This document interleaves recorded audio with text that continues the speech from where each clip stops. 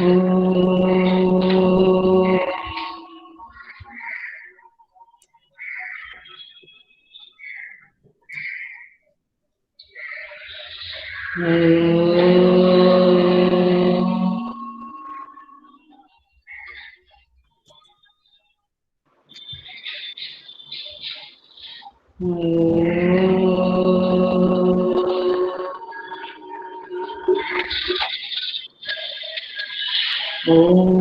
सहनावतु सहनौ भुनक्तु सह वीर्यं करवावहै तेजस्विनावधीतमस्तु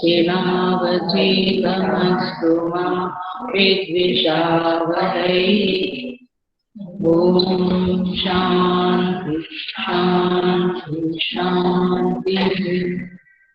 समस्तजनकल्याणे निरतं करुणामयं नमामि चिन्मयं देवं सद्गुरुं ब्रह्मविद्वरम्।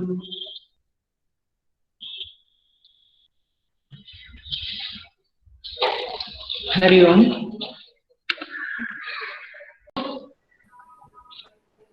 आज के टॉपिक 3 है। पहला टॉपिक है ईश्वर के होने में प्रमाण क्या है। ईश्वर के होने में प्रमाण क्या है। दूसरा टॉपिक जो मैंने पसंद किया है वो यह है ईश्वर की सिद्धि अनुमान प्रमाण से हम कैसे कर सकते हैं। ईश्वर की सिद्धि अनुमान प्रमाण से हम कैसे कर सकते हैं। और तीसरा है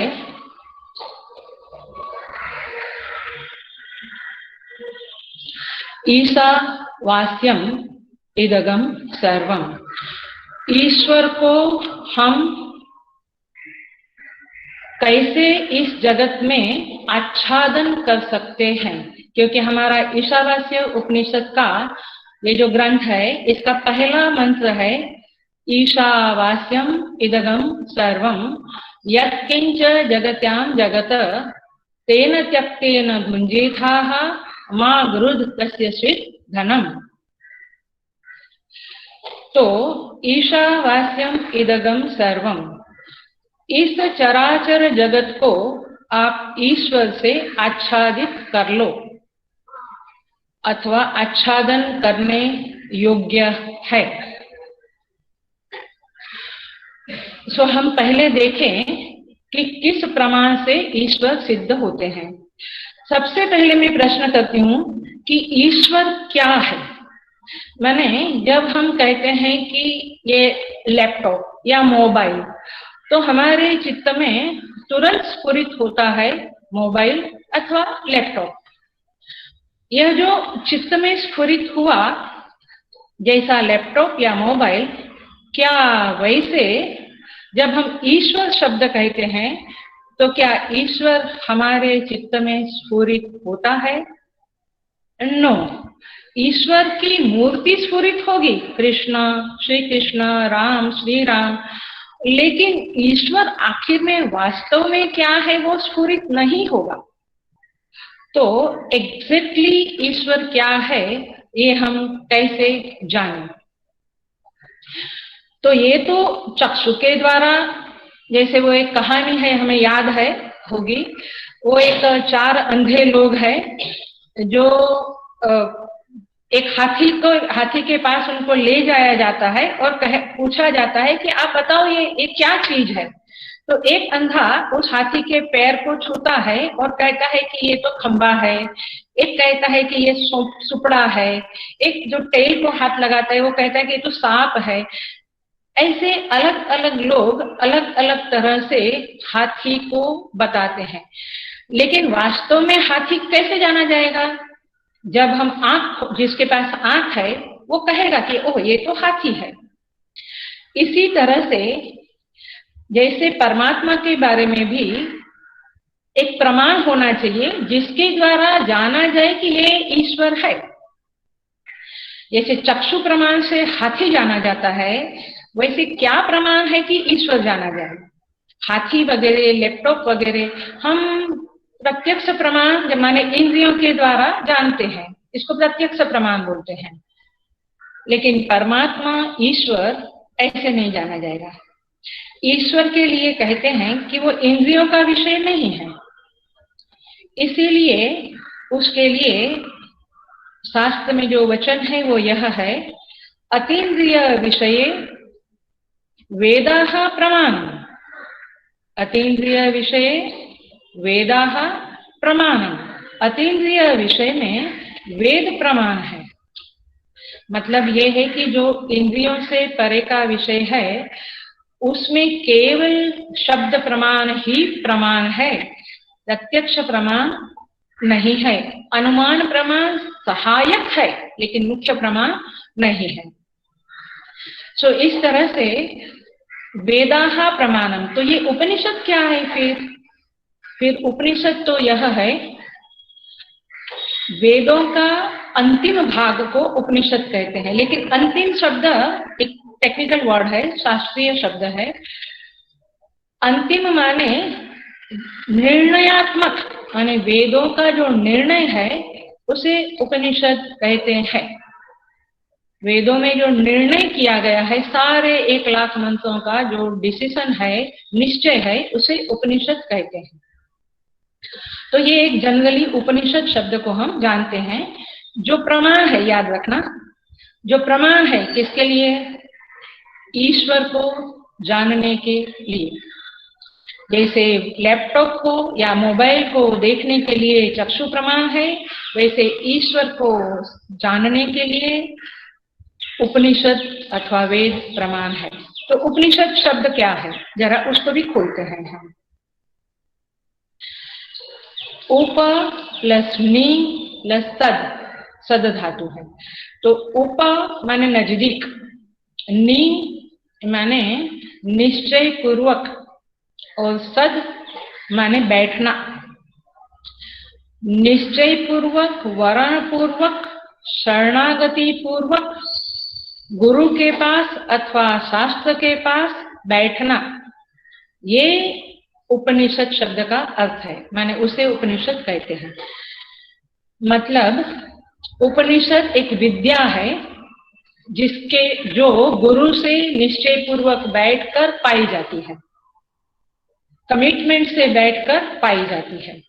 तो उपनिषद शब्देन विद्या इति उच्यते, ये वेद की विद्या है उपनिषद।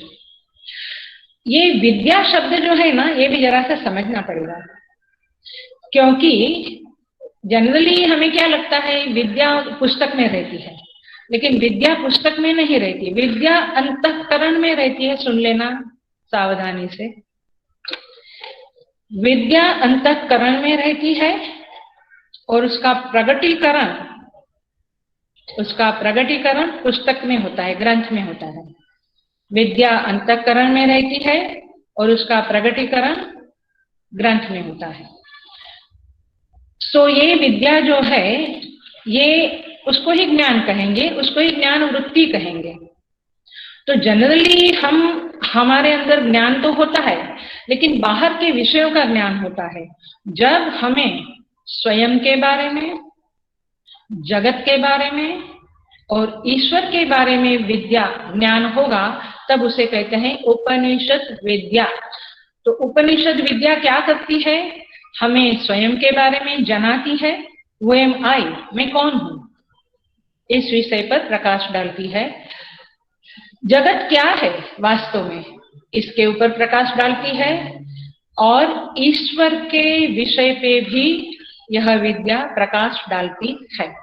तो उपनिषद शब्देन विद्या इति उच्यते, और ये विद्या गुरु के पास निश्चय पूर्वक बैठकर ली जाती है अथवा शास्त्र से प्राप्त होती है।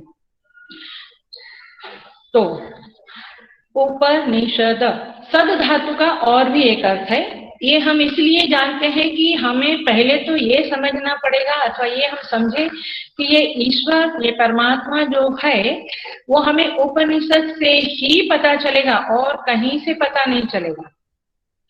मैंने उपनिषद जो गुरु सिखाए उनसे अथवा उपनिषद से।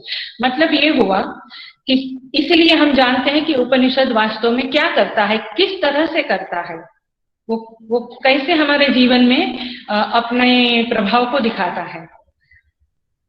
तो सद धातु के 3 अर्थ है। सद उप नि सद, सद धातु के 3 अर्थ है। गति, अवसाद, विसरण।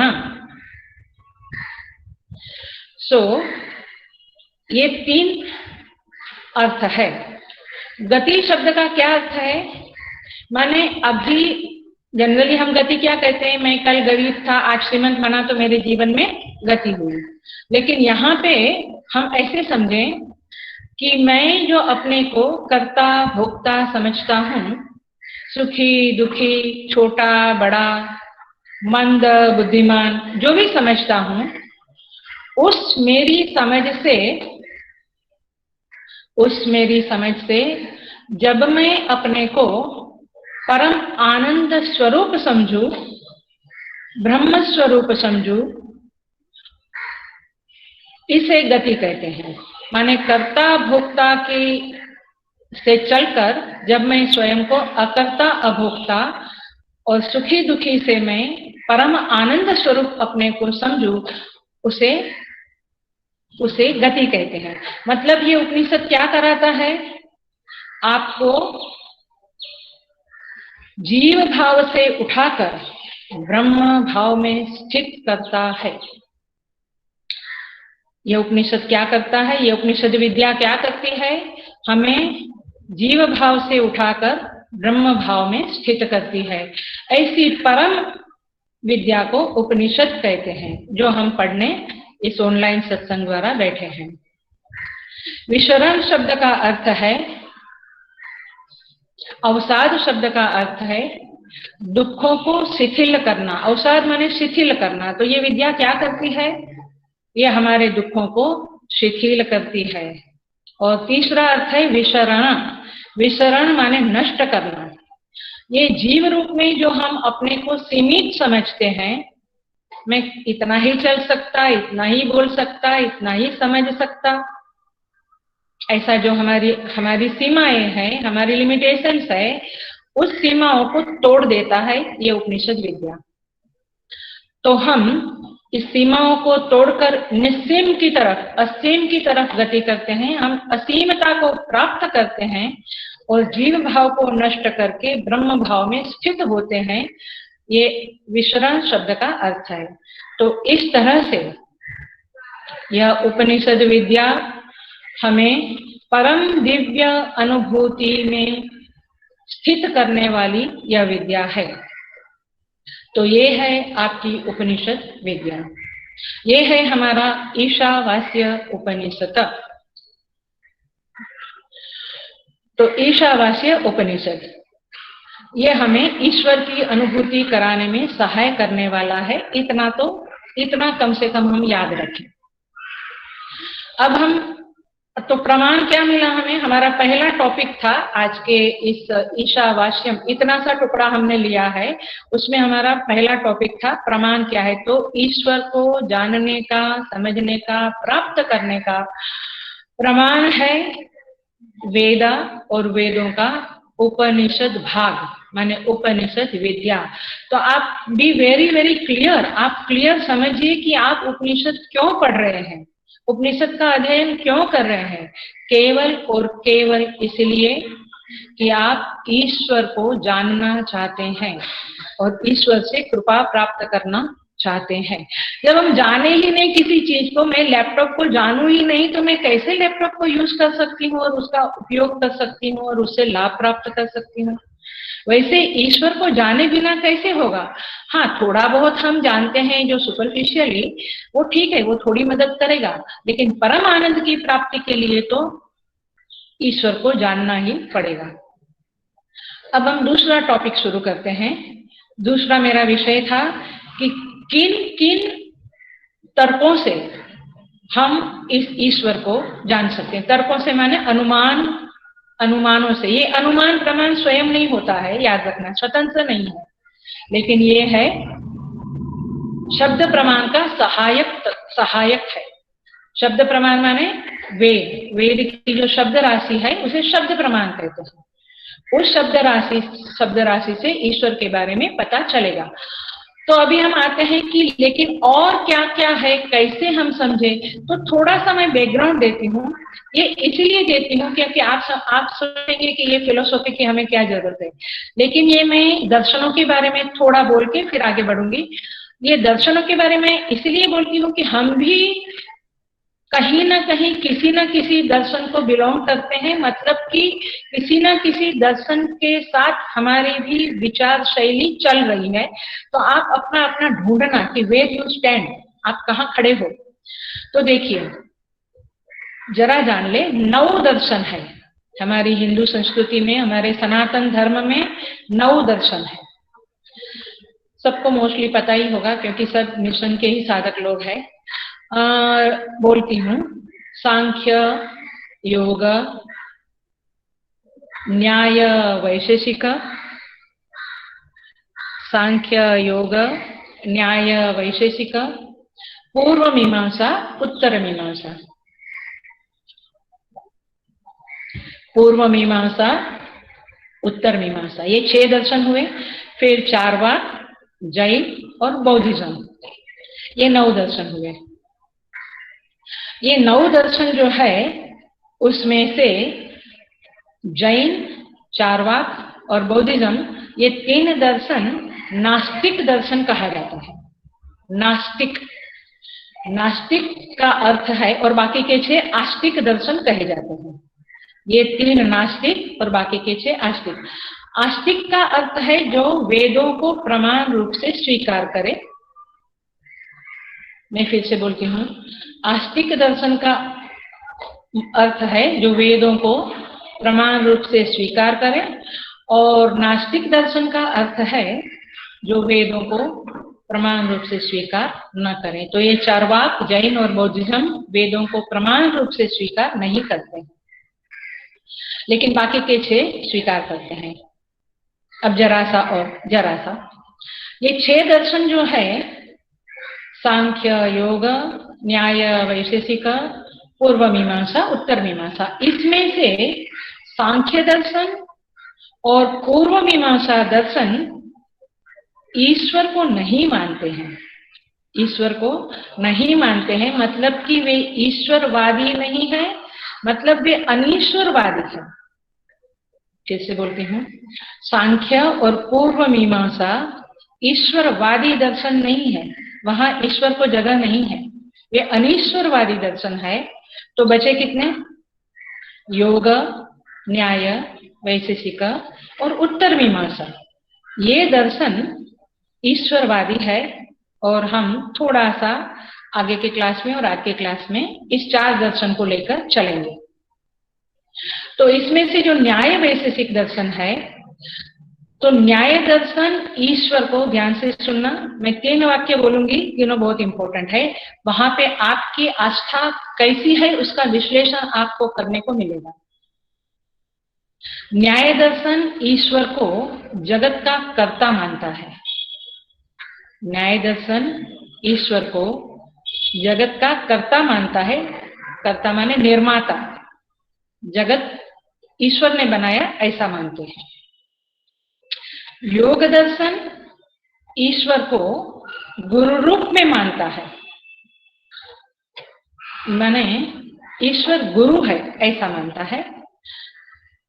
और उत्तर मीमांसा माने जो हमारा दर्शन है आदि शंकराचार्य जी, उत्तर मीमांसा अद्वैत दर्शन, उत्तर मीमांसा मानता है कि यह ईश्वर जगत का अभिन्न निमित्त उपादान विवर्त कारण है। फिर से बोलती हूँ, जगत का अभिन्न निमित्त उपादान विवर्त कारण है। जगत का अभिन्न निमित्त उपादान विवर्त कारण है, ऐसा उत्तर मीमांसा मानता है। ये तीनों मान्यताओं में जितने लोग ईश्वर को मानते हैं, ये तीनों मान्यताओं में विभाजित हुए हैं। The whole world belongs to all 9 दर्शन, लेकिन जो ईश्वर को मानने वाले हैं वे इन 3 मान्यताओं में बने हुए हैं। मैंने पिछले क्लास में कहा था इस्लाम, क्रिश्चियनिटी और बाकी हिंदुइज्म में काफी विभाग, ये सब ईश्वर को कहीं वैकुंठ में, क्षीर सागर में, कैलाश में कहीं ना कहीं एक देशीय मानते हैं। देखिए ये शब्द टेक्निकल शब्द है, एक देशीय माने एक स्थान में है ऐसा मानते हैं। वे लोग ईश्वर को सर्वव्यापक नहीं मानते हैं, एक देशीय एक स्थान में है ऐसा मानते हैं। लेकिन कुछ लोग हैं इस दुनिया में जो ईश्वर को मानते ही नहीं है। देखिए अब ईश्वर को नहीं मानने वालों के सामने ये न्याय दर्शन खड़ा होता है, माने जो लोग ईश्वर को मानते हैं वे एक तर्क रखते हैं। अब हम आ गए थोड़े से तर्क के विश्लेषण में, अनुमान प्रमाण के पास आ गए। तो अनीश्वरवादी एक व्यक्ति है जो नहीं मानता है, उसके वो कहता है सृष्टि ऐसे ही उत्पन्न हुई है, सृष्टि का निर्माता कोई है ही नहीं। ईश्वर यदि होता तो कभी तो दिखता था, ये तो कभी दिखता नहीं है तो ये है नहीं। माने न्याय दर्शन क्या कहता है कि ये सृष्टि बनी है तो कोई बनाने वाला है, उसका सूत्र है, न्याय दर्शन का सूत्र है यत् कृतं तत् कर्तुकम्, यत् कृतं तत् कर्तुकम्। एक कुछ बना है तो उसका कोई बनाने वाला है, ऐसा न्याय दर्शन का सूत्र है। लेकिन जो ईश्वर को नहीं मानते वे कहते हैं कि दिखना चाहिए, तो दिखता नहीं है ईश्वर। इसलिए एक व्यक्ति के घर में एक बार वो नहीं मानता था ईश्वर को, तो उसके बच्चे ने एक अच्छा सुंदर चित्र बना के रख दिया। ये न्याय कुसुमांजलि नाम का ग्रंथ जो है न्याय शास्त्र का, उसमें ये एग्जाम्पल दिया है कि उस व्यक्ति के बच्चे ने चित्र रखा, वो ऑफिस में गया था तभी बना के रख दिया। अब जब वो शाम को आए ऑफिस से तो उन्होंने कहा अरे क्या ब्यूटीफुल, वेरी नाइस, बहुत अच्छा चित्र है, किसने बनाया है? घर में कोई लोग जवाब नहीं देते हैं। फिर उसने पूछा ये टेबल पे ये अच्छा चित्र कौन बना के रखा है? कोई जवाब नहीं दिया। आखिर में उसके बच्चे ने कहा, उसकी दादी माँ ने उसको सिखा के रखा था, तो बच्चे ने कहा कि पिताजी ये तो अपने आप से बन गया और अपने आप टेबल पे आ गया। तो उसके फादर हंसने लगे, बोलने लगे ऐसे थोड़े चित्र बन जाता है, कोई बनाया तब तो बनता है, ऐसे थोड़े टेबल पे आ जाता है। तो फिर वो माँ ने कहा कि देखो सृष्टि जब अपने आप बन जाती है, अपने आप सब कुछ होता है, उसका कोई बनाने वाला नहीं, तो फिर चित्र को भी अपने आप होना चाहिए। इस तरह से ये तर्क देते हैं कि यत् कृतं, ये न्याय शास्त्र का तर्क है, यत् कृतं तत् कर्तुकम्, माने कुछ बना है तो उसका बनाने वाला कोई है, जिसको हमने लास्ट क्लास में जरा सा टच किया था, स्पर्श किया था। जैसे कि हमारे परदादा नहीं है, उसको हम नहीं देखते हैं, तो क्या वे नहीं होते हैं क्या? तो मतलब ये है कि कुछ बना है, माने मेरा जन्म हुआ है तो मेरे परदादा अवश्य होने चाहिए। ऐसे सृष्टि कुछ बनी है अथवा सृष्टि है तो उसका बनाने वाला कोई होना चाहिए, और उसी को ईश्वर कहते हैं। ख्याल में आ रहा है? उसी को ईश्वर कहते हैं। देखिए फिर आगे बढ़ता है ये न्याय शास्त्र। हम उत्तर मीमांसा को अगले क्लास में लेंगे, आज हम न्याय शास्त्र के ऊपर ही थोड़ा विचार करेंगे। न्याय शास्त्र कहता है ये मकान जो बना है, क्या वो मकान, हेलो, ये न्याय शास्त्र कहता है ये जो मकान बना है, ये मकान क्या ऐसे ही बन गया? इधर उधर से कुछ मिट्टी हुई, मिट्टी आई, रेती आई और कुछ चूना आया, ऐसे ही मकान बनता है क्या? मकान बनाने के लिए कोई इंजीनियर होता है, मजदूर कारीगर होते हैं, कुछ आर्किटेक्ट होते हैं, तो इसीलिए ये कुछ अपने आप नहीं बनता है। तो ये मकान का एग्जाम्पल देते हैं। हम और भी एग्जाम्पल दे सकते हैं, जैसे घटा करता, ये जो मटका बनता है तो कुम्हार अवश्य होना चाहिए। ये मटका ऐसे ही नहीं बन जाता है कि मिट्टी इकट्ठी हुई और अपने आप घट बन गया, ऐसे तो नहीं होता है। तो इसलिए कोई कुम्हार होना चाहिए जो घटज्ञ है, जो घट को जानने वाला है, ऐसे सृष्टि को बनाने वाला कोई होना चाहिए जो सृष्टि के बारे में जानता है, जिसको ज्ञान है।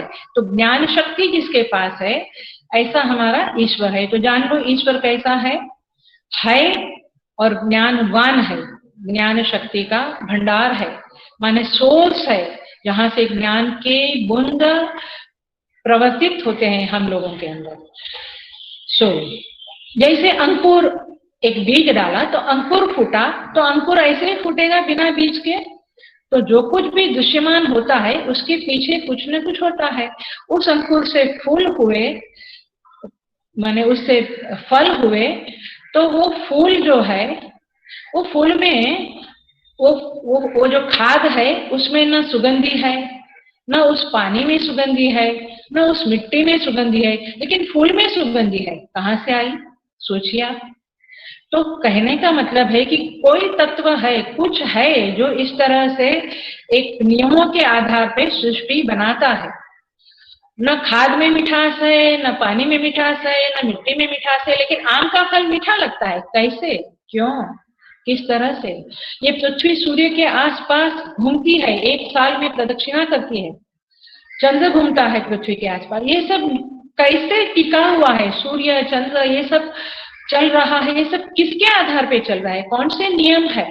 तो इसका मतलब ये हुआ कि कोई है जो ये नियम बनाता भी है, नियमों को एनफोर्स भी करता है, मतलब वो नियामक है, नियम करता है और उस नियमों को अपने हाथ में रखे हुए हैं। तो ईश्वर नाम की कोई चीज अवश्य है और वो एनफोर्स करता है, इसलिए वो शक्तिमान भी है। इन नियमों का पालन करवाने के लिए शक्ति चाहिए। वो शक्तिमान भी है, वो जानकार ज्ञान शक्ति वाला भी है। और एक तर्क देते हैं कि ये सृष्टि बनी क्यों, आखिर बनी क्यों? तो हम जो कुछ भी बनाते हैं इस सृष्टि में, हम तो कुछ प्रयोजन होता है। वैसे यह सृष्टि जो बनी उसके पीछे उसका एक प्रयोजन है, और वह प्रयोजन है सोए हुए जीवों को अपने कर्मों का फल देना। इसीलिए सृष्टि बनी। यह ऐतरेय का एक छोटा सा समझ का टुकड़ा है जो मैंने बोला। तो ऐतरेय ने ये सब बातें बताई हैं। तो सृष्टि का भी एक प्रयोजन है। क्यों सृष्टि बनी? तो सृष्टि इसलिए बनी कि जीवों के कर्मों का फल देना है, इसलिए विश्व परमात्मा ने बनाया, सृष्टि बनी। सो प्रयोजन भी है। तो ज्ञान शक्ति है, क्रिया शक्ति है, प्रयोजन भी है। इस तरह से यह परमात्मा ने इस सृष्टि को बनाया है। आगे देखेंगे हम।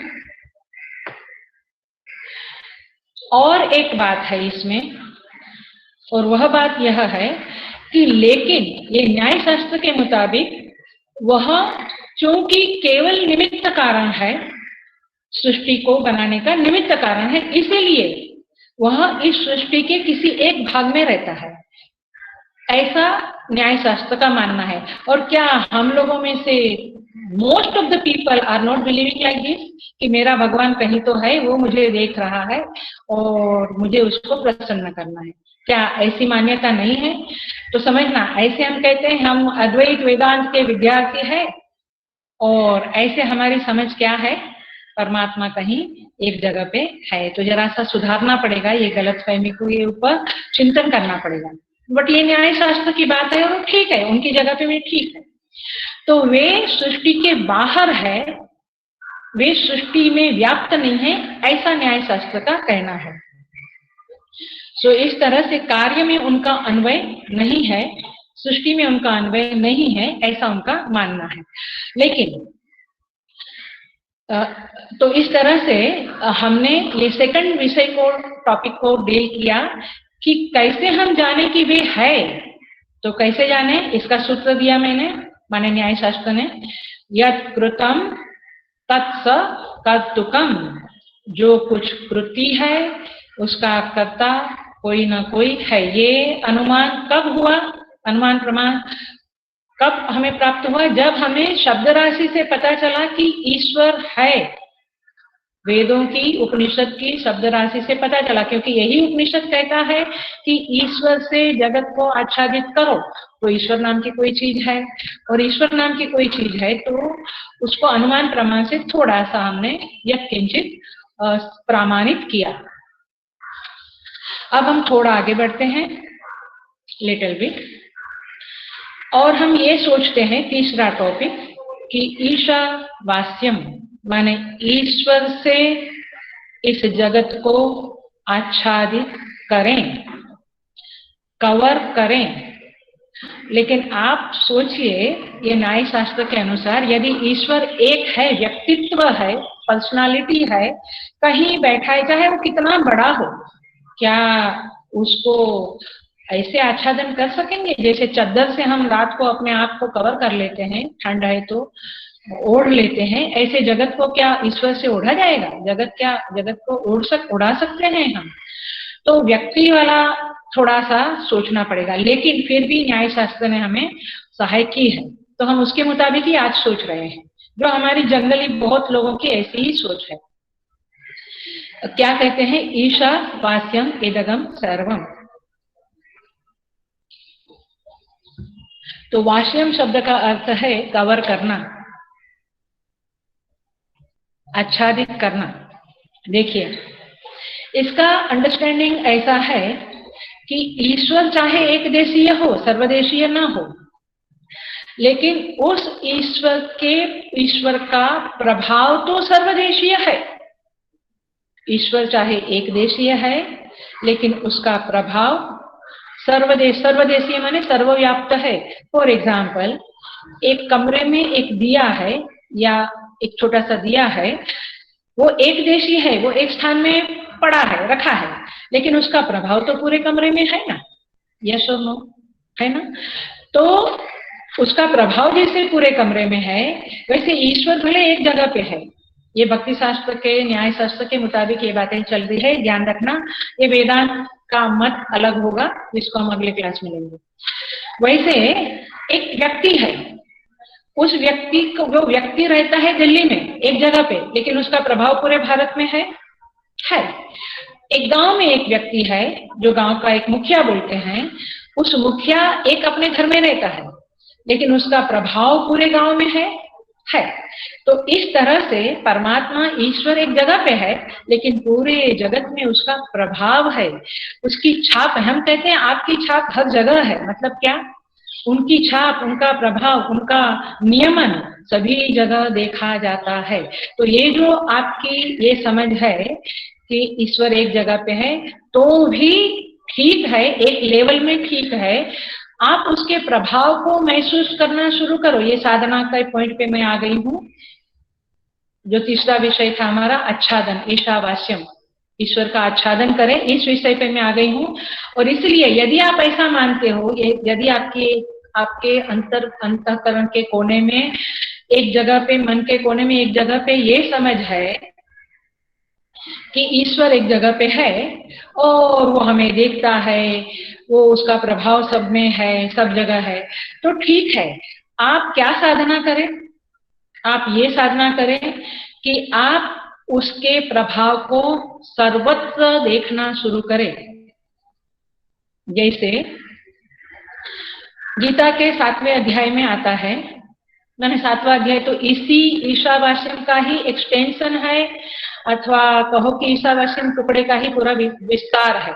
10वां अध्याय और 7वां अध्याय में काफी कुछ कहते हैं। रसो हम अप्सु कौन्तेय प्रभास्मि शशि सूर्ययोः प्राणवः सर्ववेदेषु शब्दखे पौरुषं ऋषु। कहते हैं रसोहम अप्सु माने मैं पानी में रस हूं। तो पानी में जब हमें मिठास लगती है तो हमें क्या सोचना है? परमात्मा का स्मरण करना है। क्यों? क्योंकि वो वहां है। उसका एहसास हमें सृष्टि के सभी पदार्थों में करना है। ये ईशावास्यम का अर्थ है, माने उस परमात्मा का एहसास। प्रभास में शशि सूर्य योग, चंद्रमा में जो ज्योत्सना है उसको देखते हुए उसे याद करना है। अच्छा, मैं बड़ा कॉमन एग्जांपल दूं, जनरली संसार का एग्जांपल मैं कम देती हूँ, लेकिन देती हूँ आज। जैसे चपाती किसी के घर गए हम और कोई चपाती परोसने आ रहे हैं अम्मा लोग, तो कोई ऐसा सोचता है ये जवारी की चपाती होगी, ये गेहूं की चपाती होगी, ये क्या बोलते हैं मल्टीग्रेन की चपाती होगी। तो आपको चपाती को देखते हुए मल्टीग्रेन याद आया, गेहूं याद आया, जवारी याद आई, बाजरी, मक्काई, ये सब याद आने लगा, तो आपने चपाती को देखते हुए उसको याद किया। Do you agree with me? Yes, हमारे चित्त में वो स्फुरित हुआ कि उसने ये कैसी चपाती लाए होंगे पता नहीं। तो उसी तरह से ये सृष्टि को देखते हुए भी हमें उस परमात्मा का स्फुरण हो सकता है, यदि हमें आदत है तो। ये प्रैक्टिस करनी पड़ेगी, ये साधना करनी पड़ेगी। मेरा एक फेवरेट स्टेटमेंट है जो मैं आप सभी जानते हैं, मोस्ट ऑफ द पीपल, कि मैं स्वामी जी सुबोधानंद जी को सुनती हूँ और उन्हीं का उच्चिष्ट बोल रही हूँ। कभी कभी और भी सुनती हूँ थोड़ा बहुत और बोलती हूँ, लेकिन मोस्ट ऑफ द टाइम। तो उनका एक वाक्य है जो मुझे बहुत गहराई में चला गया है मेरे हृदय में और मुझे बहुत फेवरेट है। जानने वाले जानते हैं कि मैं लगभग बहुत बार बोलती हूँ। वो ये वाक्य है, वृक्ष को देखो और उसको भी देखो। ये मेरा फेवरेट वाक्य है। उसको भी देखो माने, उसको माने इन्वर्टेड कोमा, उस परमात्मा को भी देखो। मतलब ये है, ईशावास्यम का अर्थ ये है कि उसकी कृति को देखते हुए उस कर्ता को भी याद करो, उस कर्ता को भी स्मरण करो, उस कर्ता को भी देखो। यही ईशावास्यम का अर्थ है। सिंपल अर्थ है, लेकिन साधना में बहुत कठिन है। बहुत कठिन माने बहुत कठिन है। Unless you start millimetre by millimetre, you can proceed into this यात्रा, इन दिस साधना। तो वृक्ष को भी देखो और उसको भी देखो, चपाती को भी देखो और उसके पीछे जो गेहूं है, जवारी है, उसको भी जानो, समझो, देखो। तो बात यह है कि सूर्य को चंद्र, सूर्य, चंद्र, पहाड़, नदी, समुद्र, पशु, पक्षी, प्राणी, मनुष्य, इस दुनिया में जो कुछ भी है चराचर जगत को देखते हुए आपकी दृष्टि को, आपके विजन को उस दृश्य के साथ, उस दृश्य के कर्ता, उस साक्षी, उस दृष्टा को भी देखने की आदत डालो। उसका एहसास महसूस करो, एहसास करो कि वो यहाँ पे सृष्टि में है, यानी उसका प्रभाव है। प्रभाव है माने प्रभाव है तो आप उसको याद करेंगे। कहीं आप कहीं गए और बड़ा डिसिप्लिन है तो आप कहेंगे ये शायद चिन्मय मिशन है, क्योंकि गुरुदेव स्वामी चिन्मयानंद जी महाराज का ये एक फेमस कैरेक्टरिस्टिक है कि डिसिप्लिन। तो ये स्थान को देखते हुए आप गुरुदेव को याद करेंगे। क्यों? क्योंकि यहाँ डिसिप्लिन है, तो शायद ये चिन्मय मिशन का ही क्लास होगा, ऐसा।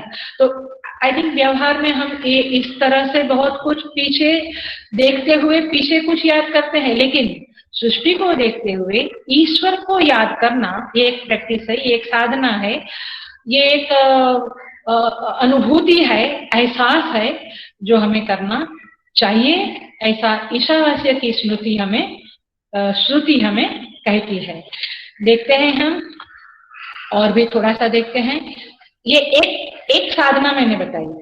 अब दूसरी साधना इसी ईशावास्य की मैं बताती हूँ। मुझे लगता है 5-10 मिनट और है, हम करेंगे। देखिए, दूसरी बात यह है कि ईश्वर का प्रभाव सर्वत्र है। ईश्वर एक जैसी है, ईश्वर का ही तो है। मुझे ऐसा लगता नहीं कि मेरे बाजू में बैठे हैं या एक चेयर पे बैठे, या मैं अभी मंदिर में, हमारे आश्रम के मंदिर में बैठकर प्रवचन कर रही हूँ, कुछ लोग मेरे सामने बैठे हैं। लेकिन ये एहसास होना कि सर्वत्र ईश्वर बैठा है, ये साधना है। तो देखिए, ये एक बताया, अब दूसरा हम देखते हैं।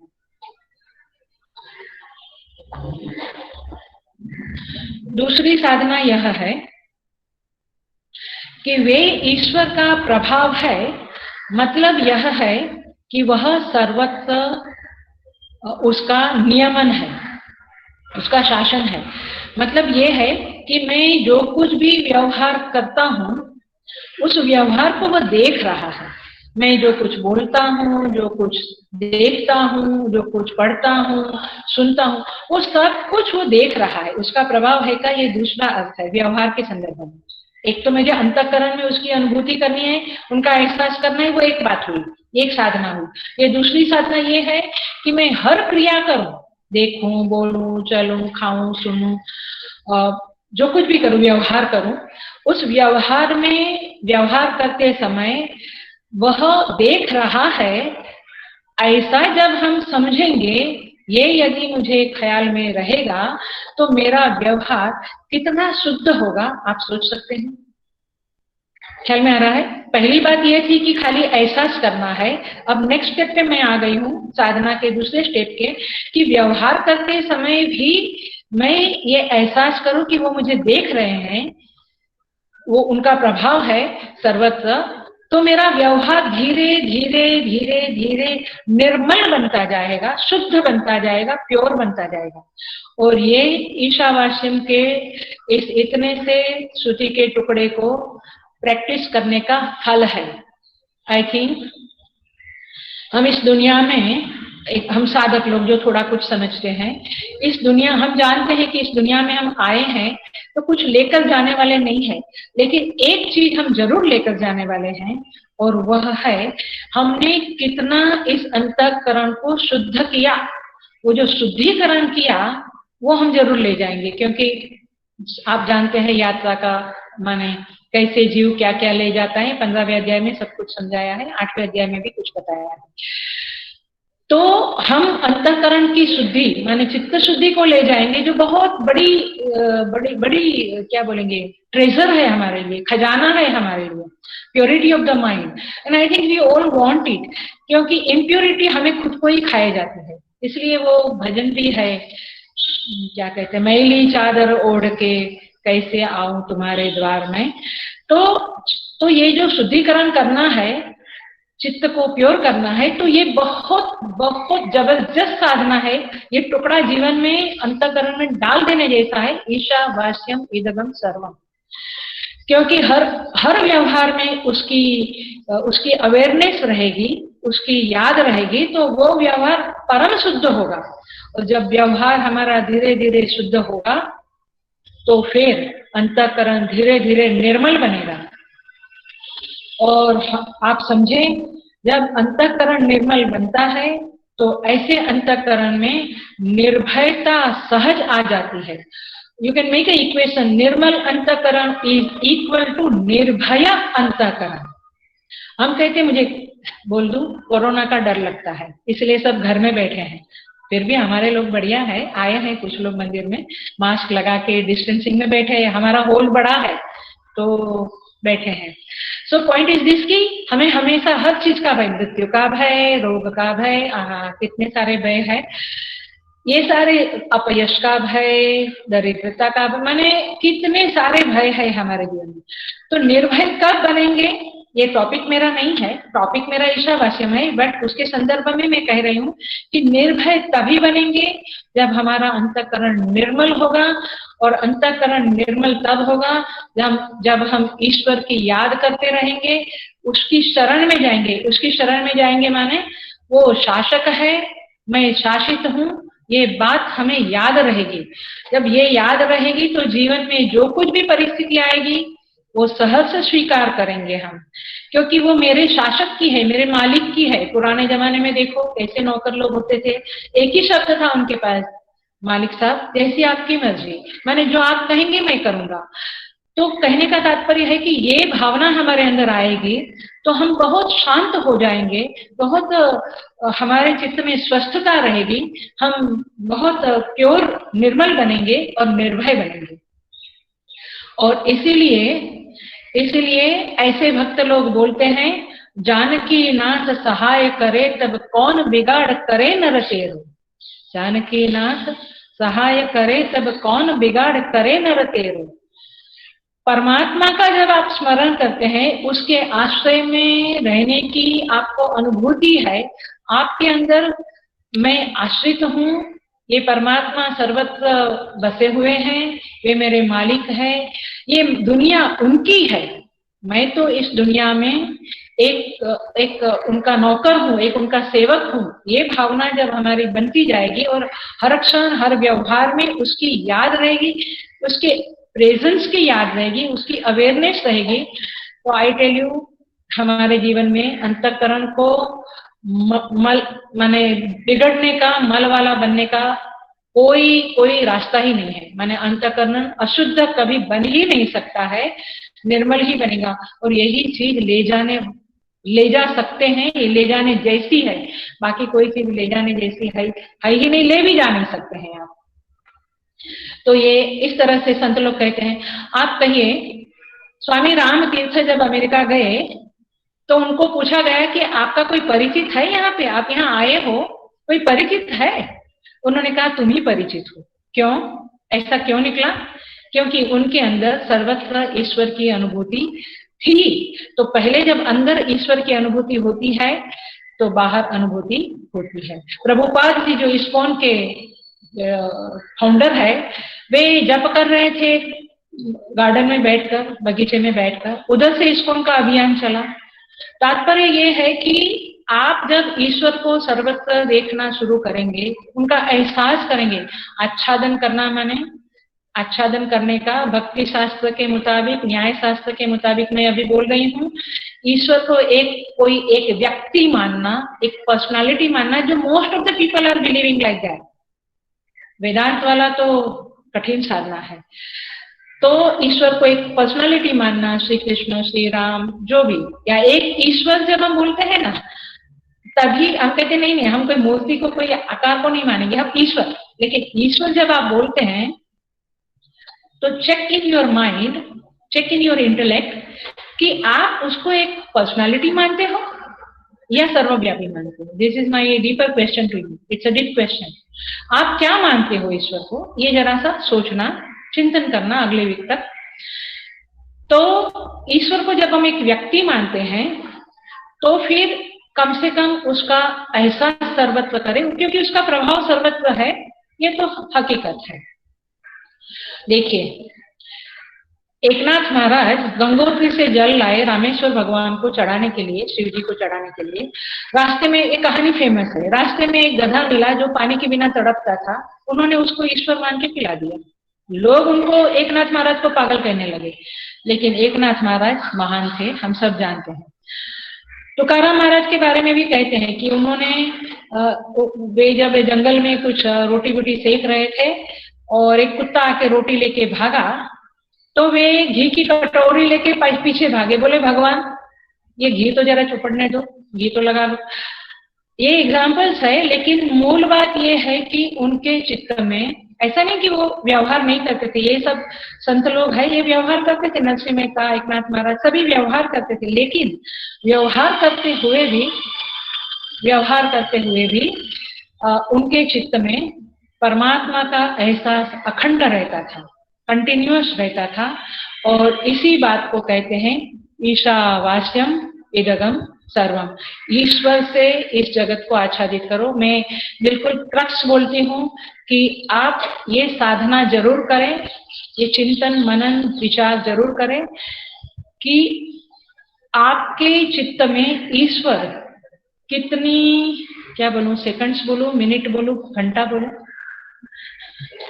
कितनी मिनट या कितनी सेकंड रहते हैं पूरे दिन में ईश्वर। हाँ, नाम नहीं, पूजा करते हैं आप आधा घंटा, 1 घंटा, 4-5 घंटा सब कुछ करते होंगे साधना, लेकिन ईश्वर एग्जैक्टली कितना समय, कितनी मिनट्स, कितना समय हमारे चित्त में रहता है, इस बात को, चाहे आप किसी भी रूप में उसको मानो, लेकिन इस बात को आप स्मरण, इस बात को आप ढूंढो। You research in your mind, आप सर्च करो, शोध करो आपके जीवन में, आपके पूरे दिन में कि परमात्मा मेरे अंदर, मेरे चित्त में कितनी बार स्फुरित हुआ। तो कंक्लूड करती हूँ कि परमात्मा, ये स्तुति माता कहती है, ईशावास्य उपनिषद कहता है कि परमात्मा ईश्वर इस जगत के श्रुति को देखते हुए उस कर्तु को, उस कर्ता को याद करना, अखंड स्फुरण होना, ये स्तुति माता का हमें आदेश है। इसी को ईश्वर से जगत को आच्छादित करो, ये शब्द में श्रुति माता कहती है। तो इस तरह से हमने 3 विषय लिया। पहला विषय था ईश्वर किस प्रमाण से जाने। जैसे पदार्थों को हम चक्षु प्रमाण से या अनुमान प्रमाण से या इंद्रिय प्रमाण से जानते हैं, वैसे ईश्वर को किस प्रमाण से जाने। वो तीनों प्रमाण शब्द माने जो लौकिक शब्द प्रमाण है वो भी नाकामयाब है, अनुमान प्रमाण भी सफल नहीं है और प्रत्यक्ष प्रमाण भी सफल नहीं है। केवल वेद प्रमाण ईश्वर को जानने में सफल प्रमाण है। दूसरा हमने टॉपिक लिया कि कैसे हम तर्कों की सहायता से ईश्वर की सिद्धि करें। और तीसरा टॉपिक हमने लिया ईश्वर को कैसे आच्छादित करें। ईश्वर को आच्छादन करना माने क्या, माने 2 चीज। एक तो उसको एहसास करें, नंबर 1 फर्स्ट स्टेप इज एहसास करें चीजों को देखते हुए, सूर्य चंद्र वगैरह एक महान पदार्थों को देखते हुए उसका एहसास करें। धीरे धीरे धीरे व्यवहार में उसका एहसास हमें होने लगे।